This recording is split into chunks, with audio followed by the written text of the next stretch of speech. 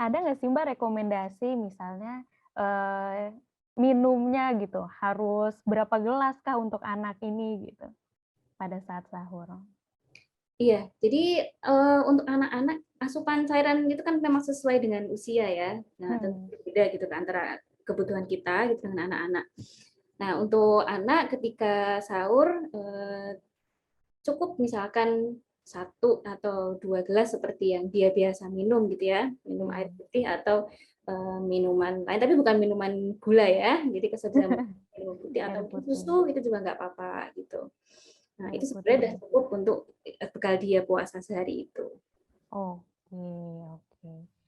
Nah, tapi nih Mbak, kalau ngomong-ngomong soal sahur, kan kadang ada anak yang masih kecil tuh masih suka moody, bahkan kadang anak yang Wah, sudah usia SD juga moody nih Mbak, kayak hari ini dia oke semangat sahur di awal-awal, tapi di pertengahan misal, "Ah, nggak usah sahur," atau bahkan nggak mau dibangunin gitu Mbak. Ada nggak sih cara supaya orang tua ini bisa mengakali nih, eee, ketika anak nggak mau sahur, bisa dicukupkan gizinya tuh melalui apa nih, Mbak? Apakah saat malam sebelumnya atau gimana? iya, oke. Yang pertama mungkin ini ya, perlu ini, sama-sama juga dipahami bahwa anak ini masih belajar, ya kan. Anak ini masih belajar untuk puasa, jadi, ada toleransi atau keringanan yang sebetulnya bisa kita berikan gitu ya, kalau misalkan mereka, misalkan ya, nggak kuat gitu ya, puasa full, ya maka kita bisa mengizinkan mereka untuk makan misalkan ya, break gitu ya. Tapi tetap kita kasih tahu bahwa sebetulnya puasa itu adalah setelah apa namanya, ketika azan subuh sampai dengan maghrib gitu ya. Nah, tapi kalau karena kondisinya dia, udah capek gitu ya, lesu, pengen butuh makan gitu ya, itu nggak apa-apa diizinkan untuk makan, gitu. Nah, kaitannya dengan sahur nih ya, kalau karena moody nggak mau bangun ya memang susah ya kadang-kadang beberapa anak itu untuk bangun sepagi itu gitu ya. Nah, maka, satu tips yang bisa dilakukan mungkin adalah sebelum tidur. Jadi sebelum tidur coba anak ini diingetin atau diajak ngobrol nih sebelum tidur ya, diajak ngobrol, "Kakak," gitu ya, "besok kan kita mau puasa jadi bangun sahur nih. Nah nanti, eee, ikut bangun ya," gitu ya, "kita bangun jam segini." Gitu. Jadi dipersiapkan gitu sebelum pagi itu gitu ya. Kalau bisa sebelum tidur dipersiapkan, kasih tahu bahwa besok kita puasa, kita perlu sahur gitu ya. Nanti kalau ayah, bunda gitu kan bangun, nanti adik ikut bangun juga gitu, kita sahur bareng-bareng. Nah, jadi anak oke, siap-siap nanti akan dibangunin gitu ya. Setidaknya meminimalisir apa ya namanya, kekagetan gitu ya, atau mungkin emosional emosional atau tantrum anak gitu ya, ketika harus dibangunin pagi banget gitu ya. Karena dia udah secara psikologis itu udah siap, udah prepare gitu sebelum dia tidur, gitu. Oke, berarti untuk anak-anak yang memang usianya masih sangat dini gitu, kita don't be too hard gitu ya, Mbak.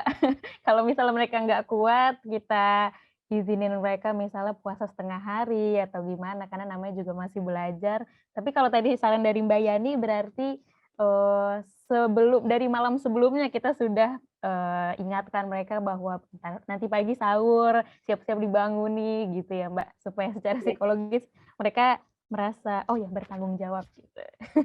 Sama kalau mungkin masih tetap nggak bangun gitu ya, Mhm, ketika sahur gitu, kita dikasih apa keringanan gitu ya, mungkin memang dia belum bisa untuk makan di mhm. jam itu, ya nggak apa-apa kita, berikan dia kesempatan untuk makan ketika azan subuh misalkan gitu ya. Mungkin karena Oh, azan dia bangun gitu kan, baru bisa iya, bangun gitu kan, ya nggak apa, izinkan aja dia untuk makan, itu kan namanya juga belajar ya, berproses. Nanti, berikutnya kita coba untuk lebih awal bangunnya gitu kan.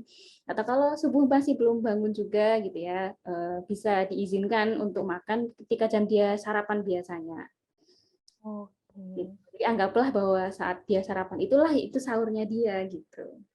oke oke, Mbak. Kemarin aku sebenarnya sempat baca nih, Mbak, kayak sebenarnya kan makanan mungkin, itu kan makanan menjadi energi dan energi itu nanti ada waktunya di mana dia, apa ya, misalnya makan apa gitu, terus itu cuma tahan sekitar 4 jam atau 5 jam gitu, Mbak. Nah, untuk anak ini sebenarnya ketika dia makan sahur, seberapa lama sih, makanan ini bisa bertahan sebagai energi atau cadangan energi dia, Mbak? Oke. Ya, nah makanan yang kaitannya dengan energi ya, berarti kan itu sangat erat dengan sumber karbohidrat atau kalori ya. Nah, Hmm. akan bisa bertahan lama atau tidak itu sebetulnya tergantung kalau kita di gizi itu menyebutnya adalah indeks glikemik ya. Jadi ada beberapa makanan yang punya indeks glikemik tinggi, ada juga yang rendah. Nah, ketika indeks glikemiknya tinggi, maka dia akan lebih cepat untuk memberikan energi, merilis energi, tapi juga lebih cepat hilang energinya. Sedangkan kalau indeks glikemiknya rendah, maka sebaliknya ya lebih lambat untuk merilis energi tapi juga lebih lambat untuk hilang energinya gitu. Atau istilah energi di sini bisa juga gula darah maksudnya ya.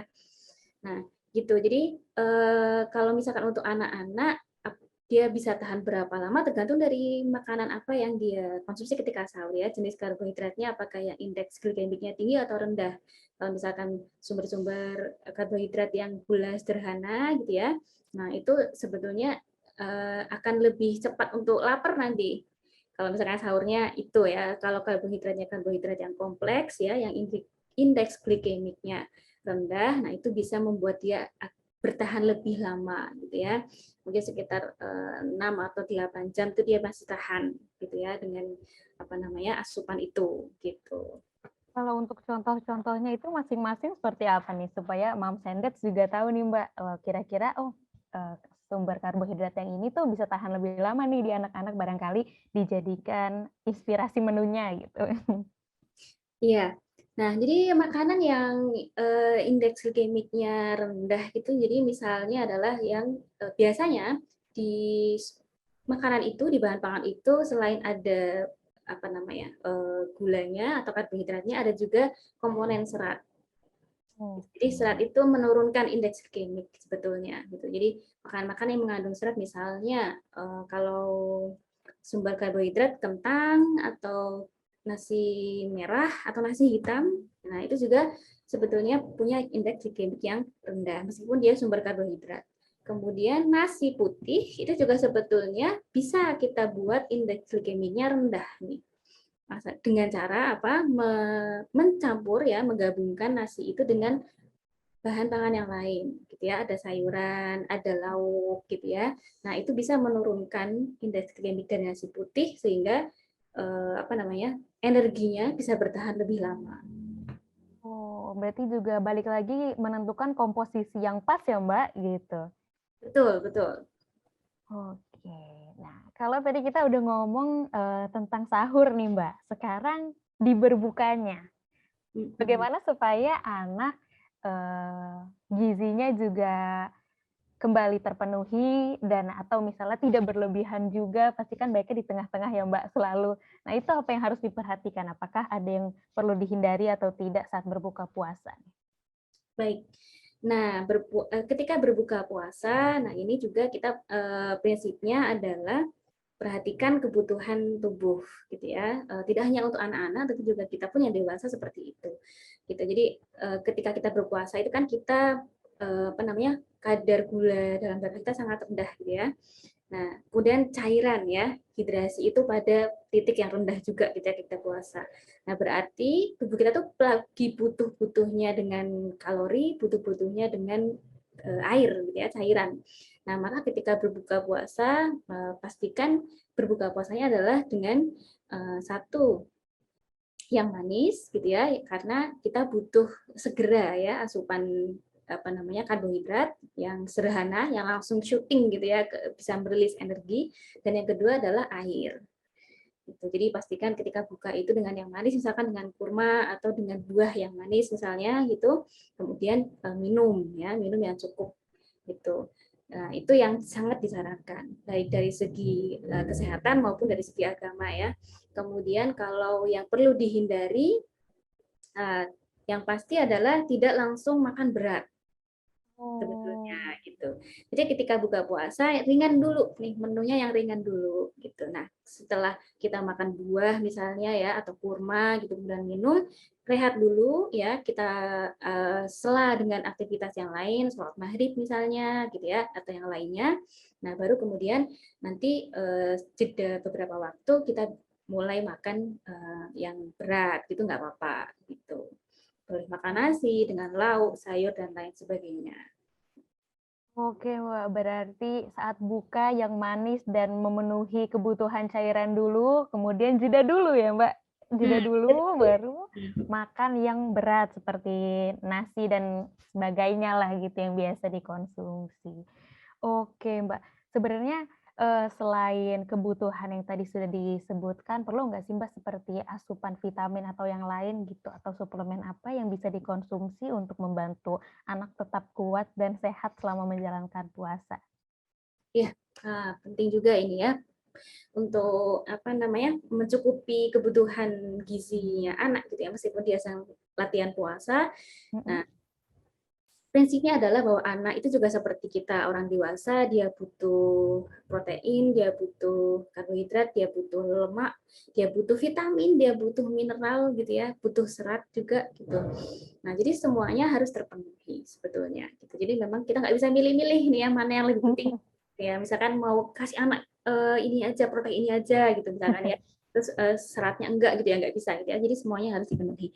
Nah, jadi apakah ada asupan gizi tertentu atau suplemen yang perlu diberikan? Nah, sebetulnya kalau sudah memperhatikan keseimbangan dari apa namanya porsi ya atau asupan dari setiap gizi itu, komponen gizi itu sebenarnya tidak perlu harus dibantu dengan suplemen sebetulnya. Jadi yang penting adalah vitamin, mineralnya, kemudian seratnya, gitu ya, protein dan karbohidrat biasanya akan mengikuti. Nah, itu cukup terpenuhi ya. Jadi buahnya ya dikencengin, kemudian sayurnya juga jangan sampai absen gitu ya. Karena sayur dan buah itu kan sumber vitamin dan mineral gitu. Dan juga sayur dengan buah ini sebetulnya dalam tubuh itu akan meretain air gitu loh, akan menahan air sehingga kita tidak mudah untuk haus, tidak mudah untuk dehidrasi kalau kita mengonsumsi cukup sayur dan buah. Anak-anak pun seperti itu, biar dia nggak mudah haus ya berarti ketika sahur ataupun buka sebaiknya diberikan banyak buah atau sayur. Dan sayur. Wah, PR-nya sebenarnya bagi moms and dads adalah bagaimana membuat anak-anak pengen makan buah dan sayur, karena kadang sulit ya. Betul ya. Ya. Oke, baik. Tadi adalah pertanyaan terakhir nih dari obrolan kita di hari ini. Terima kasih banyak buat Mbak Yani karena sudah berkenan sharing mengenai anak dan asupan gizi selama mereka berpuasa. Ini sangat insightful.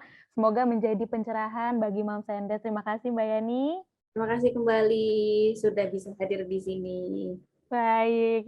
Terima kasih juga untuk moms and dads yang sudah mendengarkan kami di obrolan meja makan. Jangan lupa untuk mendengarkan episode lainnya bersama Mbak Yani, tetap di obrolan meja makan. Aku Mirza pamit, sampai jumpa.